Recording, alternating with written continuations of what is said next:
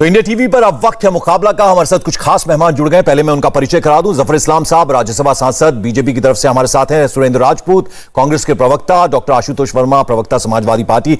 आप सभी का बहुत बहुत स्वागत। इनसे पहले मैं बात करूं उससे पहले आपको बता दें, आज दिल्ली में बीजेपी की राष्ट्रीय कार्यकारिणी की अहम बैठक हुई। 5 राज्यों में होने वाले चुनाव पर इसमें खास तौर पर चर्चा हुई। खुद प्रधानमंत्री नरेंद्र मोदी ने बीजेपी के नेताओं को जीत का मंत्र दिया। कहा सेवा ही सबसे बड़ी पूजा है और इस कोरोना काल में कार्यकर्ताओं ने सेवा की नई संस्कृति की शुरुआत की है। प्रधानमंत्री मोदी ने कहा कि बीजेपी परिवार आधारित पार्टी नहीं है और कार्यकर्ताओं ने जिस तरह से मेहनत से पार्टी को आगे बढ़ाया है उसे यानी उस कार्य को, उस काम को वो आगे भी जारी रखेंगे। तो ये पूरा प्रधानमंत्री ने ये तमाम बातें इस राष्ट्रीय कार्यकारिणी में कही। जफर भाई, सबसे पहले तो आप ही के पास आना चाहूंगा। देखिए, 5 राज्यों में चुनाव है, उससे पहले इंट्रोस्पेक्शन की जरूरत होती है, यानी गहराई से सोचने की जरूरत होती है। प्रधानमंत्री ने सेवा का मंत्र दिया। उन्होंने कहा सेवा सबसे बड़ी पूजा है और कोरोना काल में जिस तरह से कार्यकर्ताओं ने सेवा की, एक नई संस्कृति की शुरुआत हुई है। तो किस तरह से देखें हम इस राष्ट्रीय कार्यकारिणी में जो बातें प्रधानमंत्री ने कही हैं उसको? देखिए, प्रधानमंत्री जी ने अपने वक्तव्य में बहुत ज्यादा जोर इस बात पे दिया कि हम वो पॉलिटिकल पार्टी नहीं है कि आया राम गया राम टाइप का इसका जल्दी से कोई पॉलिटिकल लाभ मिल जाए, फायदा मिल जाए। हम यहाँ पर एक ही फीलिंग्स के साथ हैं कि हमें समाज को सर्व करना है। हम अपने समाज में जो कमियां हैं उसको दूर करना है, उसके लिए जितनी भी तपस्या करनी हो कर रहे हैं। और खासकर उन्होंने जोर दिया उन लोगों के बारे में बताया जिन लोगों ने सालों साल कल्पना की होगी, जो संकल्प लिया होगा आज इस दिन को देखने के लिए, जो तपस्या की होगी उन्होंने, उसके बारे में जिक्र करते हुए याद दिलाया कि भारतीय जनता पार्टी का हर एक कार्यकर्ता उसका जो असली मकसद जो है वो लोगों की सेवा करने का है, लोगों के समस्याओं में काम आने का है। जीवन उसका समर्पित होता है लोगों के लिए, ना के पद के लिए, ना के परिवार के लिए, ना तो कोई ऐसा कद उसको बढ़ जाए इसके लिए, कुछ ही चीज के लिए नहीं। बल्कि उन्होंने जिक्र किया उन लोगों के बारे में जो वैसे बहुत सारे लोग हैं जो आज इस दुनिया में नहीं हैं, लेकिन उन लोगों ने जो तपस्याएं की हैं, जो उन लोगों ने कंट्रीब्यूशन किया है, जो उनकी फीलिंग्स थी, जो एक दूसरे को कोऑपरेट करने की और लोग समाज में अच्छा लाभ कुछ करने कर गुजर जाने की, उन सारी चीज़ों के बारे में उन्होंने जिक्र किया और याद दिलाया हम सभी कार्यकर्ताओं को जो भी वहाँ थे। मैं भी उस रूम में था जहाँ पर ऑडिटोरियम में जहाँ पर ये आदरणीय प्रधानमंत्री जी अपने वक्तव्य में कह रहे थे। तो उन्होंने कहा कि पिछले 19 महीने में बाकी पॉलिटिकल पार्टी के बारे में उन्होंने नहीं कहा, लेकिन हम जानते हैं बाकी पॉलिटिकल पार्टी जो है वो अपने घर में लोग बैठे थे, लेकिन आदरणीय प्रधानमंत्री जी ने किसी चीज़ का जिक्र नहीं किया। लेकिन उन्होंने कहा कि मुझे गर्व है कि हम ऐसी पार्टी के लोग हैं, ऐसे कार्यकर्ता हैं जो सिर्फ लोगों की सेवा ही उनका जो है जो मकसद है। लोग क्या कहते हैं, बहुत कटाक्ष करते हैं, कड़वी बातें करते हैं, आप उसका ध्यान मत दीजिए। आप उनके ऐसे जुबान जो है उसको छोड़िए। आप जो मकसद है, जो इस पार्टी का जो मौलिक जो कोशिश जो उनकी शुरू से है, ठीक है, लोगों ने तपस्या। ठीक है सुरेंद्र राजपूत जी, आपने अभी सुना जफर इस्लाम साहब ने क्या कहा, प्रधानमंत्री ने क्या कहा, वो भी आप तक पहुंच गया होगा। देखिए, काम करते रहिए, लोग क्या कह रहे हैं, दूसरे विपक्षी दल क्या कह रहे हैं, उस पर ध्यान देने की जरूरत नहीं है। देखिए, इंट्रोस्पेक्शन बहुत अच्छी बात है। 5 राज्यों में चुनाव है, कोरोना काल, जिस तरह से पूरी दुनिया पर कोरोना का संकट था, और अगर आप नेक नियत से उस काम में जुटे और लोगों की सेवा की तो सही बात वो है। किस तरह से देखेंगे प्रधानमंत्री ने जो बातें कही हैं? पंकज भाई, आप तो बड़े ही विद्वान प्रस्तोता है पूरे देश के। एक हमें शेर याद आ गया, कहते हैं कि समंदर ये तेरी खामोशी कुछ और कहती है, मगर साहिल पे टूटी कश्तियां कुछ और कहती हैं। और मेरी आंखों ने देखे हैं शहर के कई मंजर, मगर अखबार की सुर्खियां कुछ और कहती हैं। आप देखें ना, प्रधानमंत्री जी के भाषण में उनकी कथनी में और उनकी करनी में कितना फर्क था। गंगा की उतराती लाशों को अगर आप देखेंगे पंकज भाई, तो आपका हृदय द्रवित हो जाएगा। तब आपको यह प्रधानमंत्री जी का भाषण याद आएगा, तो आपको लगेगा कि अरे बाप रे क्या हो रहा है। लकड़ियां नहीं थी जलाने के लिए, शवों को हम लोग लगातार सड़क पर थे।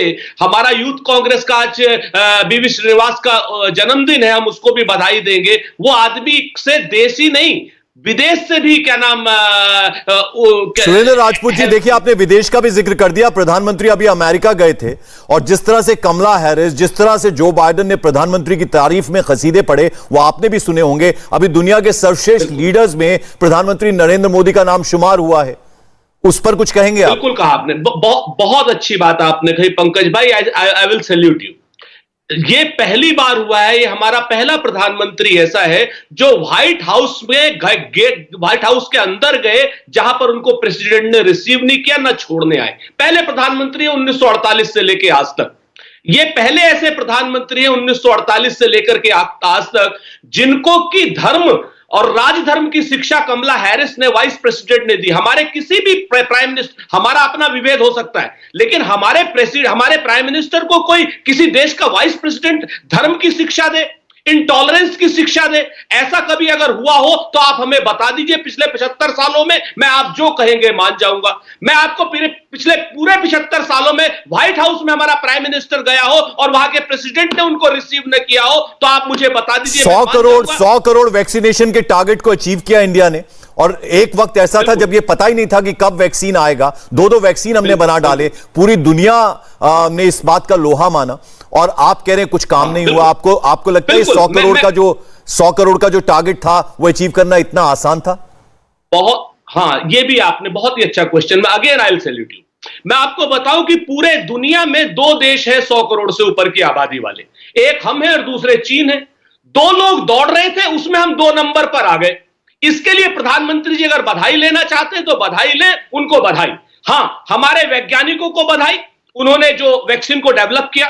लेकिन जो जिस तरीके के 100 करोड़ की बात कर रहे हैं ये लोग, ठीक है सर, विपक्ष का काम जो है उसको आप अच्छे तरीके से निभा रहे हैं। मैं जरा एक बार आशुतोष जी के पास भी चला जाऊं। आशुतोष जी, जो बातें प्रधानमंत्री ने कही हैं, उन्होंने कहा कि कोरोना काल में बीजेपी ने काम को आधार बनाया और बीजेपी जो है यानी इसका फायदा बीजेपी को मिला, जिस तरह से लोगों के साथ जुड़ी बीजेपी पार्टी। कहेंगे आप इसके बारे में कुछ? पंकज जी, बहुत बहुत धन्यवाद। प्रधानमंत्री जी ने जो कहा वो वाकई मुझे लगता है कि भाषण देने में अद्वितीय हैं और इसकी तारीफ करना चाहिए। और हमारे कल से कि ये इनके वहां एक अच्छी शिक्षा दी जाती है कि अच्छे भाषण बोलना है, और इतना काम किया है कि बगैर वैक्सीन के भी पहली कोरोना वेव के बाद प्रधानमंत्री ने कहा कि हमने कोरोना जीत लिया। और दूसरी लहर में पूरे देश में क्या देखा वो मंजर भयावह है, मैं उसकी बात नहीं करना चाहूंगा। और 2020 से कोरोना शुरू हुआ, 2020 में दिल्ली का चुनाव हारे, फिर बिहार का चुनाव हारे, 21 में केरला हारे, तमिलनाडु हारे, वेस्ट बंगाल हारे, तो लोगों ने भी खूब सराहा। अभी जल्दी ही जिला पंचायत सदस्य के भी चुनाव हुए उत्तर प्रदेश में, जिसमें से जो बड़ी बड़ी बातें करते हैं उसमें सत्ताधारी दल, पहली बार ऐसा हुआ उत्तर प्रदेश में 47-48 सालों में कि सत्ताधारी दल जो है फिसड्डी हो गई और अयोध्या, वाराणसी, मथुरा पूरी तरीके से बीजेपी बुरी तरीके से हार गई। और अभी कल ही परसों में उपचुनाव में आया है, उसमें भी आप देखा। तो प्रधानमंत्री ने बिल्कुल सही कहा कि जितना काम भारतीय जनता पार्टी के कार्यकर्ता और लोग कर रहे हैं उतना उनको बिल्कुल हिसाब मिल रहा है, कोई गलत थोड़ी कहा है। सेवा भाव करना बहुत जरूरी है। अभी आपने कहा कि विदेशों में गए हैं, मैं एक चीज का क्लैरिफिकेशन चाह रहा हूं, मुझे पता नहीं, हो सकता मैं नहीं जानता हूं, हालांकि मैं एक चिकित्सक हूं। प्रधानमंत्री ने सबसे पहले वैक्सीन लगवाई थी कोवैक्सीन, जिसका अभी WHO ने क्वालिफिकेशन किया है और WHO ने कहा कि इस वैक्सीन के बाद आप विदेश जा सकते हैं। लेकिन प्रधानमंत्री ने जब कोवैक्सीन लगाई थी उसके बाद अमेरिका वो कैसे गए थे, ये भारतीय जनता पार्टी और लोगों के बारे में पूछना चाहते थे। जब WHO की प्री क्वालिफाइड नहीं थी तो उनके लिए क्या WHO ने कोई नया गाइडलाइन बनाई थी और अमेरिका वो किस स्थिति में गए? दूसरी बार, पहली बार ऐसा प्रधानमंत्री को देखा गया जब COP26 के उसमें बैठे थे। सभी प्रधानमंत्री राष्ट्र के जो नेता थे वो मास्क लगा के बैठे थे और दिन भर 2 गज की दूरी, मास्क है जरूरी वाली बात कर रहे थे। प्रधानमंत्री ने क्यों नहीं मास्क वहां लगाया था? ये कुछ ऐसी चीजें हैं जो एक आम जनमानस पूछना चाहता है। ठीक है, तो भाषण, ठीक है सर, अब जरा जवाब लेते हैं एक एक करके, फिर मैं, क्योंकि अगर बहुत सारे सवाल आप एक साथ कर देंगे तो जवाब देना, क्योंकि अकेले सामना कर रहे हैं आज जफर भाई, देखिए तंज में लिपटे हुए बाण जो हैं वो दोनों तरफ से आ रहे हैं और आपको अकेले उनका सामना करना है। उन्होंने कहा कि जो जितने चुनाव अभी हुए हैं उसमें जनता ने दिखा दिया कि कितना अच्छा काम बीजेपी ने किया है। देखिए, अभी तो वक्त आएगा, इलेक्शन तो भी होने बाकी है। बाई इलेक्शन या छोटे इलेक्शंस का कभी आप इतिहास उठा के देख लीजिए, उसमें हो सकता है बीजेपी कभी हारी भी है, ज्यादा इलेक्शन हारी है, छोटे नहीं कम होते जीती है, हैं लेकिन जफर भाई, इलेक्शन छोटे नहीं होते हैं। इलेक्शन जब भी हुआ है हम पूरे तौर पे जीते हैं उसको। अरे नहीं, भाई, अभी उन्होंने हालिया इलेक्शन उपचुनावों का भी छोटे जिक्र कर दिया, हिमाचल राजस्थान की तरफ शायद इशारा करना चाह रहे थे। मैं समझ में नहीं आता इनके मुंह में क्या। वहां पर है। अरे भाई, आप बेचैन क्यों हो रहे हैं? अपने समय मैं तो आपको सुन रहा था ना, इतनी बेचैनी क्यों? सुन लीजिए, आप ही जवाब दे दीजिएगा जब आपका इलेक्शन को समय छोटा आएगा। मत भाई, ये छोटी चीज नहीं होती। बस नहीं, आप ऐसा समझ रहे हैं आप क्या कह रहे हैं, लेकिन आप थोड़ा सा रुक तो जाइए। ठीक है सर, थोड़ा आशुतोष जी रुकिए, अब जरा मुझे सुन खत्म लीजिए। करने दीजिए, अपने बोलिए समय बोल बोलिए बोलिए दीजिएगा। जफर भाई। मैं कह रहा हूं कि देखिए, इलेक्शन आएगा, इलेक्शन की पूरी तैयारियां हो, जो अभी कह रहे हैं दीगर पार्टियों के लोग, जितने क्रिटिसाइज करेंगे, जितना कटाक्ष करेंगे, जितना तोहमत हमारे पर लगाएंगे, उतना ही उनको नुकसान होगा। इसलिए कि देश की जनता समझ रही है, जो आज अपने आप को, आपने रिपोर्ट नहीं पढ़ा होगा, आपने देखिए कितनी सारी रिपोर्ट है, जबकि जरा जून की पढ़िए जाके, पूरे दुनिया के साइंटिस्ट, यहाँ के बड़े बड़े आपके लोगों, और आपके तो मुखिया ही कह रहे हैं कि बीजेपी के वैक्सीन कहाँ लगाएंगे। आज वो लगा के शांति से अपने आप को सुरक्षित बना के बैठे हैं, बाहर निकल रहे हैं। और दूसरी आपको बता दें, आप प्रधानमंत्री जी के बारे में बोल रहे हैं, किसी भी देश का हेड ऑफ स्टेट, उसको कोई Covaxin, vaccine, no vaccine, RTPCR है, वो अलाउड है, आपको पता होना चाहिए। उनके लिए फ्लेक्सिबिलिटी बहुत अलग तरीके से दी जाती है। उतना ही नहीं, सिर्फ हेड ऑफ स्टेट को नहीं, बल्कि दीगर बहुत सारे लोगों के लिए जो है बहुत सारी फ्लेक्सिबिलिटी है। इवन जो एक अब सरकारी ऑफिसर जाता है यहाँ पर से, उसको भी फ्लेक्सिबिलिटी है कि कोई भी वैक्सीन लगाए, उसके लिए वो एक्सेप्टेबल है। हर देशों ने वो फ्लेक्सिबिलिटी दे के रखी, और वहाँ के आने वाले लोगों के लिए भी हर सरकारों को देकर रखना पड़ता है। इसलिए कि वैक्सीन डेवलप करा, ऐसे काम नहीं रुक जाता है। इसलिए जो अधिकारी हैं या जो सरकार में लोग हैं, उनको जाने के लिए। ठीक है जफर भाई, ये तो चलिए समझ गए होंगे। देखिए, आपकी राष्ट्रीय कार्यकारिणी थी, लेकिन 5 घंटे पहले, जफर भाई 1 मिनट, 5 घंटे पहले राहुल गांधी ने ट्वीट किया। उन्होंने कहा कि जो पहले मध्यम वर्ग थे अब वो गरीब हैं, जो पहले गरीब थे अब कुचले जा रहे हैं। कहां गए जो कहते थे अच्छे दिन आ रहे हैं? और उन्होंने कहा कि बीते 8 साल में भारत में तेजी से गरीब बढ़े हैं। 2020 में 7 करोड़ 60 लाख का इजाफा हुआ है। एक रिपोर्ट का हवाला दिया है। अरे देखिए, सुनिए, इन पे मैं जवाब देता हूं। ये वही लोग हैं जो कि सीएमआई का रिपोर्ट लेके उछलते कूदते हर जगह दिख रहे थे। इसलिए कि कोरोना काल में आप ऐसा 100 साल में कभी ऐसा देखने को मिलता है। कोरोना काल में लॉकडाउन हुआ तो सारे सीएमआई के लेके रिपोर्ट घूम रहे थे। आज वही सीएमआई की रिपोर्ट बता रहा है कि हालात चेंज हो गए हैं। अब जो है पुरानी, देखिए, जब नौकरियों की रिपोर्ट जो आती है, ये सब जो तकलीफ की रिपोर्ट, वो लैग के साथ आती है। कोई और सिस्टम नहीं कि रियल टाइम बेसिस पे जो आपको पता चले। जब लैग पर आती है तो पुरानी बातें कहते हैं, उसमें अगर देखिए तो आज ये हम प्री कोविड लेवल से बेटर हालत में हैं। और अगर वाकई आज की हालात अब जो आगे दिखेगी, आपकी रिपोर्ट जब छपेगी, यही सीएमआई की रिपोर्ट और भी कोई रिपोर्ट, तो आज के लिए रेफरेंस के लिए मैं बताता हूं कि आप जरा naukri.com में चले जाइए, आप चले जाइए जरा सा आईटी सेक्टर में चले जाइए। 15% सैलरी ऊपर होती जा रही है, रिपोर्ट आई है। लेकिन तो भी जो है टर्नओवर रेशियो बहुत ज्यादा। सुरेंद्र राजपूत जी आप हंस रहे हैं, एक अच्छी सुरेंद्र राजपूत जी आप हंस रहे हैं और नहीं हंस रहे जी।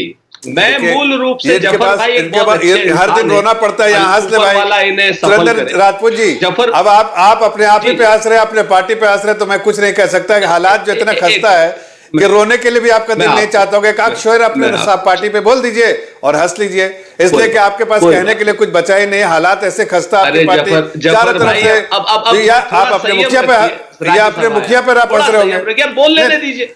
नहीं, अरे भाई बोलिए ना पंकज भाई, बोलिए सुरेंद्र जी, लश्कर भी लश्कर भी तुम्हारा है, सरदार तुम्हारा है, तुम झूठ को सच लिख दो, अखबार तुम्हारा है। नहीं, वो जफर भाई कह रहे हैं कि मुशायरा नहीं है कि आपने शेर पढ़ दिया और खुद ही हंस लिए।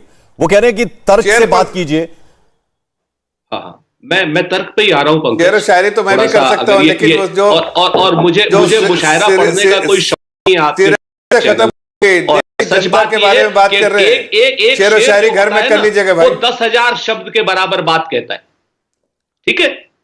तो अब सुनिए इसको। कहते हैं लश्कर भी तुम्हारा है, सरदार तुम्हारा है, तुम झूठ को सच लिख दो, अखबार तुम्हारा है। और इस दौर के फरियादी जाए तो कहा जाए, सरकार तुम्हारी है, दरबार तुम्हारा है। आप सारे सीएमआई के आंकड़े ले लीजिए पंकज, सारी चीजों के आंकड़े आप ले लीजिए, आप क्या नाम 15% की सैलरी हाइक का आंकड़ा ले लीजिए, लेकिन वो आंकड़े लेकर के आप कहा जाएंगे हर महीने जहां 30-40 लाख बेरोजगार हो रहे हैं जिनको रोजगार मिला हुआ था। आप ये आंकड़े लेकर के कहा जाए कि लगातार गरीबी बढ़ रही है, आप ये आंकड़े लेकर के कहा जाएंगे कि लगातार आपको 80 करोड़ लोगों को 5 किलो का राशन देना पड़ रहा है, आप ये आंकड़े लेकर के कहा जाएंगे कि पिछले 47 सालों में इतनी बड़ी उत्तर प्रदेश में बेरोजगारी हुई थी वो कहीं कभी नहीं हुई आज। आप ये आंकड़े लेकर के कहा जाएंगे कि 23 करोड़ के उत्तर प्रदेश में थोड़ा समय कम है, इसलिए छोटे छोटे पॉइंट्स रखिएगा। आशुतोष जी, एक बार आपके पास आना चाहता हूं। आपकी बात सुन ली सुरेंद्र राजपूत जी, जफर भाई ने सुन ली, मैं उनके पास जाऊंगा, कमेंट उनका भी लूंगा, लेकिन आशुतोष जी देखिए, चुनावों का भी जिक्र किया प्रधानमंत्री ने, जेपी नड्डा एक सवाल मेरा जोड़ लीजिए पंजाब में, मैं आता हूं जफर भाई, आता हूं आपके पास। आशुतोष जी, 5 राज्यों में चुनाव है, पंजाब में सीटों पर भी लड़ेगी, ये तैयारी जो है वो उसकी बात प्रधानमंत्री ने की। उत्तर प्रदेश में किस तरह से चुनाव लड़ना है, जैसा आप कह रहे थे कि चुनाव को सीरियसली ले, बीजेपी तो ले रही है सीरियसली, वो तो छोटे चुनाव को, बड़े चुनाव को अभी राष्ट्रीय कार्यकारिणी में बाकायदा चुनाव किस तरह से लड़ा जाएगा, किस तैयारियों का एक तरह से इस पर बातचीत हुई है इस राष्ट्रीय कार्यकारिणी में? नहीं तो पंकज जी, इसमें क्या हैरानी की बात है भाई, देश में राज कर रही है पिछले 7 साल से 1980 पार्टी, कांग्रेस भी है, समाजवादी पार्टी भी है। समाजवादी पार्टी ने उत्तर प्रदेश में 4 बार सरकार बनाई है, तो क्या हम मंथन नहीं कर रहे हैं? फर्क यह है कि उस मंथन की चक्र जो है वो राष्ट्रीय मीडिया में नहीं होती है, लेकिन बीजेपी की मीटिंग जो होती है, चाहे उनका प्रवक्ता बैठ के बोले कि छोटे छोटे चुनाव, सारे उपचुनाव हार जाए, लेकिन उसकी बातें होती हैं। हम कहना यह चाहते हैं कि उत्तर प्रदेश की बात करिए। उत्तर प्रदेश में क्या हालात हो रखे हैं ये उत्तर प्रदेश की जनता जानती है। हाल ही जिला पंचायत सदस्य में आपने क्या किया, जिला पंचायत अध्यक्ष के चुनाव में आपने क्या नंगा नाच नाचा, वो पूरी दुनिया ने देखा, कोई ऐसी बात नहीं है। और उसके पहले जिला पंचायत सदस्य में आपको जो जमीनों से जुड़े हुए लोग होते हैं, गांव के जुड़े लोग होते हैं, वहां ने आपको क्या हश्र दिखाया, उपचुनाव में क्या हश्र दिखाया। भारतीय जनता पार्टी के संगठन के सबसे बड़े सीट पर बैठे हुए राष्ट्रीय अध्यक्ष जेपी नड्डा की होम टाउन की लोकसभा सीट हार गए, विधानसभा की 3 सीटों पर चुनाव हुआ, तीनों पे हार गए।